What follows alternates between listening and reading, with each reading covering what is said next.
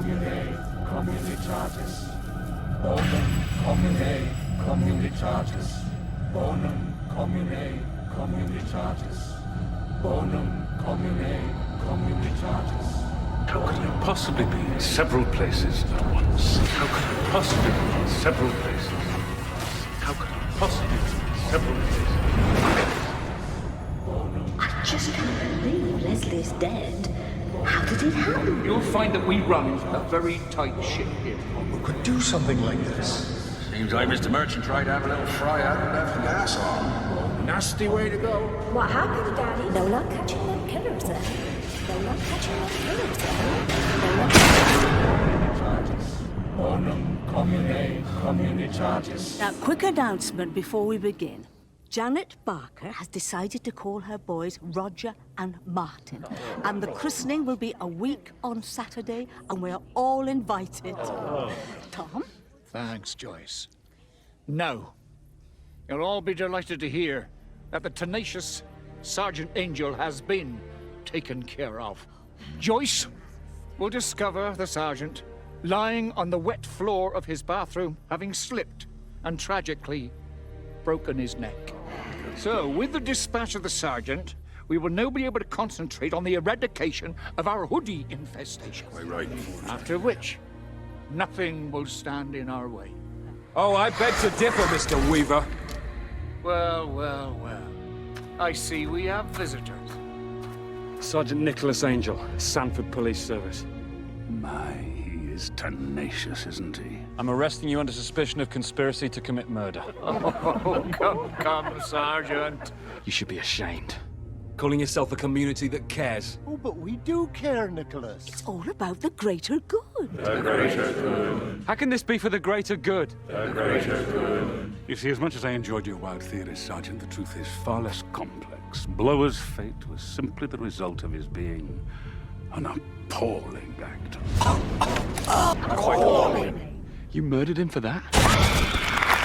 Well, he murdered Bill Shakespeare. What?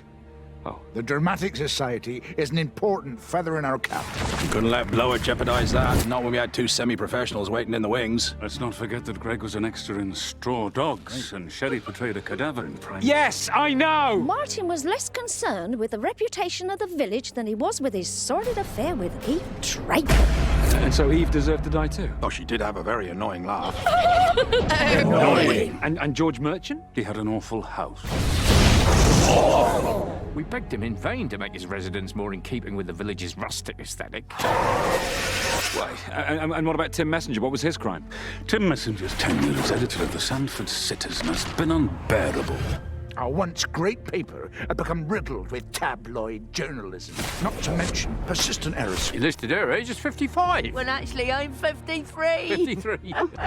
What about Leslie Tiller, one of your own? Her horticultural expertise helped put Sanford on the map. Oh, she was ever so good. Cousin Leslie was a terrible shame. But it seems she was set on moving away. We couldn't have her sharing her green fingers with anybody else. Not least those heathens at Buford Abbey. If we can't have her, no one can. How can this be for the greater good? The greater good. Shut it! These people died for no reason whatsoever! Oh, I wouldn't say that. Hello, Nicholas. I was like you once. I believed in the immutable word of the law. That is, until the night Mrs. Butterman was taken from me. You see, no one loves Sanford more than her. She was head of the Women's Institute, chair of the Floral Committee. When they started the Village of the Year contest, she worked around the clock. I've never seen such dedication. On the eve of the adjudicator's arrival, some travellers moved into Callahan Park. And before you could say gypsy scum, we were knee-deep in dog-muck thieving kids and crusty jugglers. Crusty jugglers. We lost the title, and Irene lost her mind. She drove her Datsun Cherry into Sanford Gorge.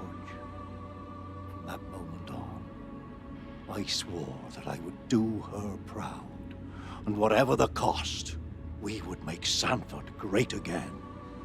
So this doesn't make any sense. The adjudicators arrive tomorrow. We had to get everything ready. Are you saying this is all about winning the Best Village Award? This is the best village, Nicholas. seen the people. They're happy. Contented.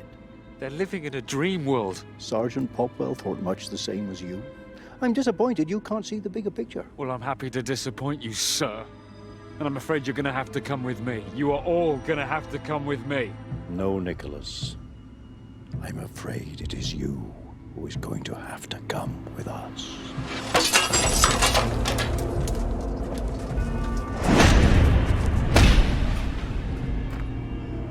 Danny, no.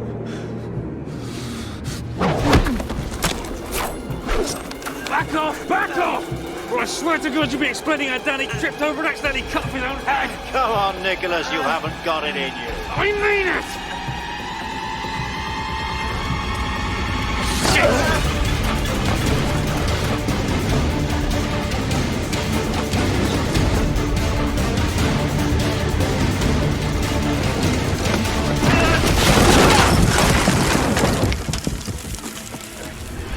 Gypsy scum. Travelers. Thieving kids. Dog muck.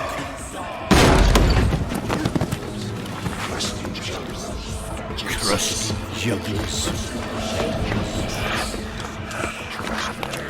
There hasn't been a recorded murderous sample for 20 years. There's a reason we accommodate a few of the young ones at the pub. Spot a bother up at Elroy.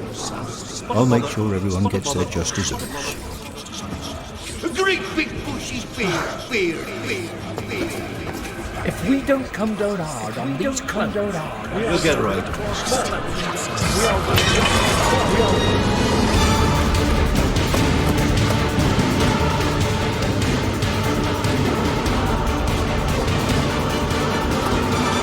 Danny!